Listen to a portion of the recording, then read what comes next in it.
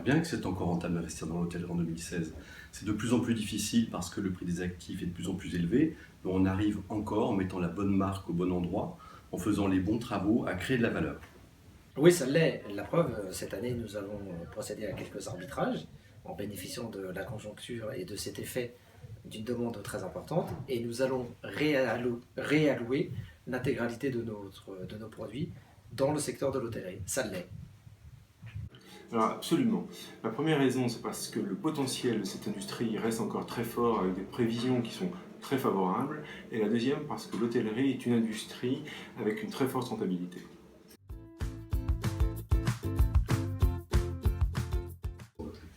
C'est une question difficile. Je crois que sur le principe, Airbnb ne constitue pas une menace tant qu'on reste dans l'esprit initial d'Airbnb, c'est-à-dire un particulier qui donne à louer une chambre de sa maison, de son appartement. En revanche, on voit des professionnels qui sont propriétaires de plusieurs appartements dans Paris ou en province.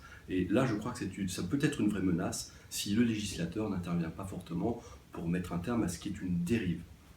Bien sûr, et il serait dommageable de ne pas l'intégrer en tant que tel. Pour autant, le site Airbnb, comme d'autres, il existe 127 sites de location d'hébergement de courte durée entre particuliers, constituent une véritable menace, mais répondent à une recherche d'expérience peut-être un peu différente de celle recherchée par les hommes d'affaires ou les touristes lorsqu'ils viennent séjourner à Paris. Et on parle aujourd'hui de léisure, de business et de léisure, tout intégré en un, ce que ne font pas et ce que ne proposent pas les locations de sites entre particuliers, par exemple.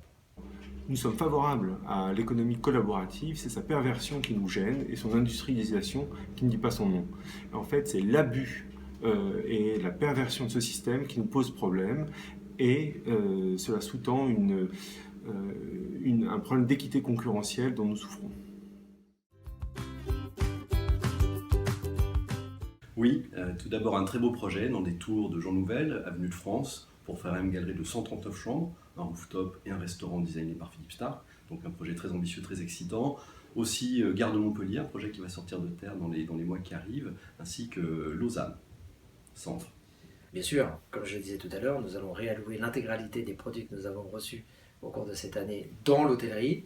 Et évidemment, parce que nous allons intégrer totalement la problématique des attentats dans des grandes villes comme Paris et parce que nous allons intégrer également l'arrivée de ces nouveaux acteurs, il est important que notre terrain de jeu soit un terrain de jeu plus mondial plutôt que parisien. Et c'est ce que nous allons faire au travers de la création d'un véhicule d'investissement doté d'une force de frappe d'1 milliard d'euros.